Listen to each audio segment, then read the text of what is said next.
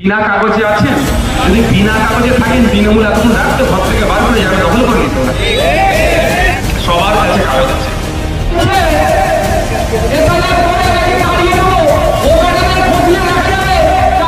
2 সালের আগে ভোট দিয়েছে, তাদের ভোটার লিস্ট অনলাইনে পাওয়া যাচ্ছে। এখানে যারা ইয়াং ছেলেরা আছেন একটু মোবাইলে করার জন্য সহযোগিতা করবো, সাথে সাথে কোনো বৈধ ভোটারকে যদি ভোটার করার চেষ্টা করে সাথে সাথে আমরা ছাপিয়ে পড়বো। পদ্মাদুর এসছে, ভয় বলছে কারণ কারা কাজের পদ্মাদুর কবর এখানে তো হাত তুলুন তো। ওপারের গুলো কি বাংলাদেশে নাকি পদ্মাদুর কবর?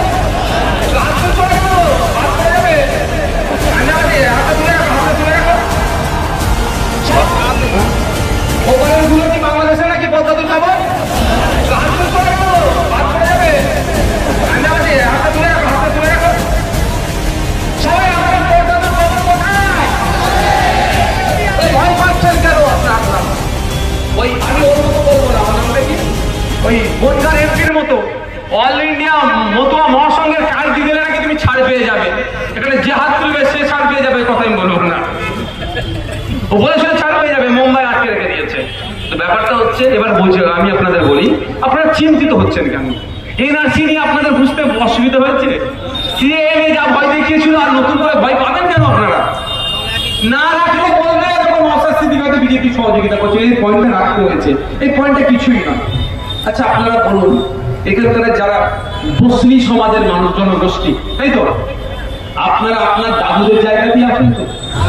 যারা শহর থেকে একটু গ্রাম থেকে শহরে এসেছে তারা নতুন জায়গা কিনেছে, কিন্তু দেখুন ম্যাক্সিমাম আমরা যারা গ্রামে বসবাস করছি, গ্রামে তো সবার আমাদের বাড়ি আছে। যারাই মেন রুটে উঠে এসছেন তাদের তো গ্রামে বাড়ি আছে। জায়গাটা কোথা থেকে এলো? বিনা পদ্মাদুর এসছে, ভয় বলছে কারণ কারা কাজের পদ্মাদুর কবর এখানে তো হাত তুলুন তো। ওপারের গুলো কি বাংলাদেশে নাকি পদ্মাদুর কবর? হাত তুল করে গেল, ভাত করে যাবে। হাতটা তুলে রাখো, হাতটা তুলে রাখো। সবাই আমাদের পদ্মাদুর কবর কোথায়? ভয় পাচ্ছেন কেন আপনার? ওই আমি ওর মতো বলবো না, আমার নামটা কি, ওই বনগার এমপির মতো অল ইন্ডিয়া মতুয়া মহাসংঘের কাজ দিয়ে দিলে নাকি তুমি ছাড় পেয়ে যাবে, এখানে যে হাত তুলবে সে ছাড় পেয়ে যাবে, কথা আমি বলবো না। ও বলেছিল ছাড় পেয়ে যাবে, মুম্বাই আটকে রেখে দিয়েছে। তো ব্যাপারটা হচ্ছে, এবার বুঝে আমি আপনাদের বলি, আপনারা চিন্তিত হচ্ছেন কেন? এনআরসি নিয়ে আপনাদের বুঝতে অসুবিধা হয়েছে? সিএএ নিয়ে যা ভয় দেখিয়েছিল আর নতুন করে ভয় পাবেন কেন আপনারা? না রাখলে বলবে এরকম অশাস্তি দিকে বিজেপি সহযোগিতা করছে, এই পয়েন্টটা রাখতে হয়েছে। এই পয়েন্টটা কিছুই নয়। আচ্ছা আপনারা বলুন, এখানকার যারা বসনি সমাজের মানুষ জনগোষ্ঠী, তাই তো, আপনারা আপনার দাদুদের জায়গাতেই আছেন তো? যারা শহর থেকে একটু গ্রাম থেকে শহরে এসেছে তারা নতুন জায়গা কিনেছে, কিন্তু দেখুন ম্যাক্সিমাম আমরা যারা গ্রামে বসবাস করছি, গ্রামে তো সবার আমাদের বাড়ি আছে। যারাই মেন রুটে উঠে এসছেন তাদের তো গ্রামে বাড়ি আছে। জায়গাটা কোথা থেকে এলো? বিনা কাগজে আছেন, যদি বিনা কাগজে থাকেন তৃণমূল এতক্ষণ রাখতো ঘর থেকে বার করে যাবে, দখল করে নিত না। সবার কাছে কাগজ আছে, কাগজটা আমরা খুঁজে পাচ্ছি না, কিন্তু খুঁজে পাই সঠিক জায়গার জন্য নয়, ভুল জায়গায় আমরা কাজে লাগাই। কোনটা? বড় চাচার চালের পানি ভাই ছোট ভাইয়ের উৎসের ওপর দিয়ে যাচ্ছে বলে মামলা কোর্টে ঠুকার জন্য কাগজটা বেরিয়ে যায়। দাদুর কাগজ দেখিয়ে বড় চাচাও মামলা করছে, ছোট ভাই ছেলেও মামলা করছে। ওই কাগজটা দেখেননি কত সালের কাগজ? দেখেননি আপনারা? ও তো দেশ স্বাধীনের কাগজ, আগেকার কাগজ আপনাদের হাতে আছে। বরঞ্চ যে বেটারা বলছে এসআইআর করে নাকি তাড়িয়ে দেবো, ও বেটাদের খোঁজলে দেখা যাবে কারো আম্মা কারো মা বাংলাদেশ থেকে এসে বসে আছে। আমাদের কারো আসবে নাকি? তাহলে সব কাগজ আছে, বলে ভুল কি আছে সেটা ঠিক করে নেবেন। মোহাম্মদ আব্দুল করিম মোল্লা নাম, আধার কার্ডে ভোটার কার্ডে মোল্লা মোহাম্মদ আব্দুল করিম, স্কুল সার্টিফিকেট আবার নামের বানান ভুল, এটা আছে, এইটা ঠিক করে নেবেন ভাই। আমি এটা বলার কারণে মুসলমানরা বেশি ভয় পাচ্ছে, অন্য ধর্মের মানুষরা ভয় পাচ্ছে না, আর আপনারা ভয় পাচ্ছেন বলে আপনাদেরকে শুধরে দিচ্ছি। তাহলে নামের বানানটা ভুল আছে। আর যারা 2002 মনে সম্ভবত না 2002 সালের আগে ভোট দিয়েছে তাদের ভোটার লিস্ট অনলাইনে পাওয়া যাচ্ছে।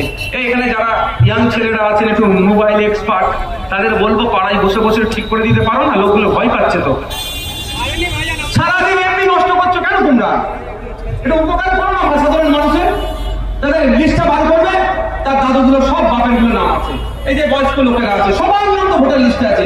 এবার তুমি 2002 সালে ভোট দিওনি? গনি খান চৌধুরীকে জিতাওনি ভোট দিয়ে? সব তো গনি খান বাবুর লোক নাকি ছিলেন, এখন আইএসএ ভোট হয়ে গেছে। সত্যি কথা তো স্বীকার করতে হবে ভাই, সত্যি কথা।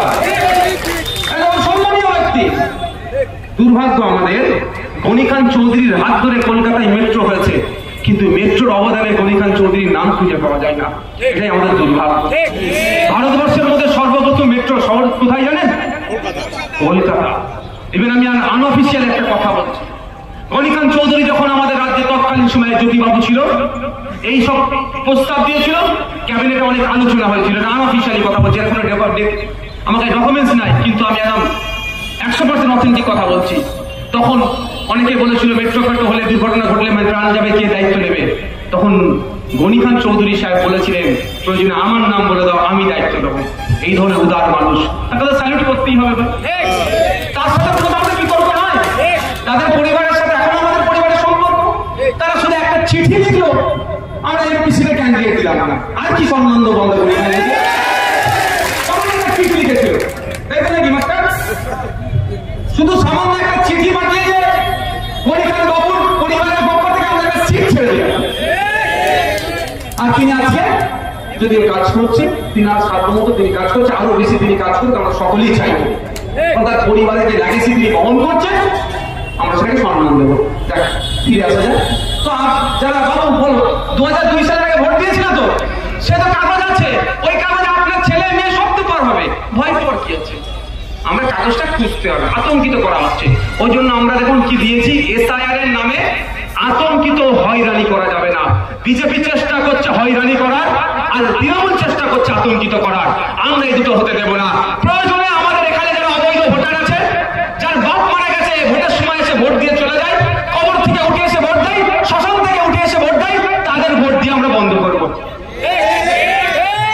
বলে মানে রেস্ট নেওয়ার জায়গায় রেস্ট ইন পিস, তো ওইখান থেকে উঠে এসে আবার কষ্ট করে ভোট কি দিতে হবে? কবর থেকে উঠে এসে ভোট দিচ্ছে, এটা কষ্ট হচ্ছে না তাদের? বলো, এই গ্রীষ্ম বর্ষাতে ভোটের লাইনে দাঁড়াতে হচ্ছে, কবর থেকে উঠে শ্মশান থেকে উঠে এসে ভোট দিচ্ছে, তাকে দিতে হবে না। বন্ধু থাকো, তোমরা শ্মশানেই থাকো, তুমি কবরেই থাকো। কি বলছি বুঝতে পেরেছো? তো ওই ভোটারগুলো ভোট কাটতে হবে, ভোট দিতে হবে। আপনি মালদাতেও থাকেন, কলকাতাতেও থাকেন, এখন কলকাতা তো রাজারহাটে ওটা মানে ভোটার কার্ড বানিয়েছেন, মালদাতেও বানিয়েছেন। আমরা খুঁজে খুঁজে বার করে বলছি একটা ভোটার কার্ড দেবো আমরা, কেন কাটাবো না? আমাদের দায়িত্বশীল নাগরিক, অন্যায় হলে আটকাতে হবে না? আটকাতে হবে তো, সে তো অসুবিধার কথা। আপনি গুজরাটেও থাকেন, আপনার মালদাতেও থাকেন, দু জায়গায় ভোটার কার্ড বানিয়ে দিয়েছেন, একটা ভাই বাতিল করতে হবে। এটার পক্ষ আমরা নেব। প্রয়োজনে আমরা ইসিআই কে এটা সহযোগিতা করবো। আর ইসিআই যদি হয়রানি করার জন্য, ইসিআই বিএলও যদি হয়রানি করার জন্য ভালো মানুষকে ডিভোটার বানিয়ে দেওয়ার চেষ্টা করেন, আমরা নজরে রাখবো। আমরা যেমন বিএলও স্যারকে সহযোগিতা করবো, সাথে সাথে বিএলও স্যারকে আমরা নজরে রাখবো। কেউ যদি বৈধ ভোটারকে ডিভোটার করে, আমরা আইনগতভাবে ওই বিএলও এবং ইলেকশন কমিশনের বিরুদ্ধে আন্দোলনে নামবো, গণতান্ত্রিক পক্ষে লড়াই করবো। তাহলে আমরা দায়িত্বশীল নাগরিক, একদিকে যেমন অবৈধ ভোটারকে বাতিল করার জন্য সহযোগিতা করবো, সাথে সাথে কোন অবৈধ ভোটারকে যদি ডিভোটার অর্থাৎ ডাউটফুল ভোটার করার চেষ্টা করে, সাথে সাথে আমরা ঝাঁপিয়ে পড়বো, তাকে আমরা ডাউটফুল হতে দেব না। মাথায় থাকবে তো? তাহলে আতঙ্কিত হবেন না, আর হয়রানি করার চেষ্টা করলে আমরা হয়রানি করতে দেব না। মমতা ব্যানার্জি এই বিষয়ে অনেক কথা গল্প শোনাচ্ছেন, কি বললেন? আমি একটা উত্তর দিয়েছি যে আপনি অত চিন্তিত হচ্ছেন কেন? চিন্তিত হওয়ার কোনো জায়গা নেই। আপনি একটা কাজ করুন, একটা কি বলেন ওটা মনিটরিং কমিটি করে দেন, নজরদারি কমিটি হোক, রাজ্য স্তর থেকে বুথ স্তর পর্যন্ত সব দলের কর্মীদেরকে অনুমতি ঢুকিয়ে দেন। রাজ্য স্তরে তৃণমূল, আইসিএফ, কংগ্রেস, সিপিএম আরো যে দল আছে সেগুলো থাকুন, সবাই এক জায়গায় দাঁড়িয়ে দেখুন। আর বুথ স্তরে এই বুথের নাম্বার কত? এটা কোন গ্রাম? সুজাপুর পঞ্চায়েতে কার নাম উঠছে, কার নাম কাটা যাচ্ছে, কার নাম নতুন করে সংগঠন হচ্ছে, সেটাই দেখভালের জন্য করে দেখি না, এখানে তৃণমূল থাকবে, আইএসএফ থাকবে, সিপিএম থাকবে, কংগ্রেস যারা আছে রাজনৈতিক দল থাকুক, তাহলে দুধকে দুধ পানিকে পানি হয়ে যাবে তো। তাহলে কারণ নামটা কাটতে পারবে, আরো বেশি চাপে থাকবে ইলেকশন কমিশনের পক্ষ থেকে বুথ লেভেল অফিসার গুলো। তা করছে না, শুধু বলছে কি অবৈধ কি নাম কাটতে দেবো না। আরে ভাই, আমি এখানে যদি বসে বলি আমি কলকাতা যাব, কলকাতা যাব, কলকাতা যাব, আপনাদের এখানকার যারা আছেন বা আপনারা যদি বলেন যেতে পারবেন? এখানে বসে বসে বললে কলকাতা যাওয়া হয়ে যাবে? চোখ বন্ধ করে পার হলাম, ফারাক্কা পার হলাম, ধুলিয়ান পার হলাম, শামশেরগঞ্জ পার হলাম, অমরপুর পার হলাম, এই নলহাটি পার হলাম, এই চলে যাবেন কলকাতায়। বালি ব্রিজ পার হয়ে শিয়ালদা ঢুকে গেলাম, তাই তো? বাস্তবে যাওয়া যাবে কি? বাস্তবে যেতে গেলে কি করতে হবে? কলকাতায় যাওয়ার মাধ্যমগুলো অবলম্বন করতে হবে। বাস, গাড়ি, ট্রেন আছে, ধরতে হবে, কলকাতা যেতে হবে। তো মমতা ব্যানার্জি কি বলছেন? না, বাদ দিতে দেবো না। ভালো কথা, একটা মুখ্যমন্ত্রীর মুখের কথা এটাই হওয়া দরকার। কিন্তু কিভাবে বাদ দিতে দেবেন না সেই পন্থায় বাদ পাচ্ছেন না কেন? হুমকি দিলে হয়ে যাবে নাকি? এমনি এখন রাজ্য সরকারের কর্মচারীরা গানের জ্বালায় আছে, ছেড়ে দেওয়াছি, আমাদের দিয়ে তোমরা দিচ্ছ না, সাইজ করে দেবো মনে মনেই করছেন। এই তো সরকারি কর্মচারী হকের বিয়ে পাচ্ছে না।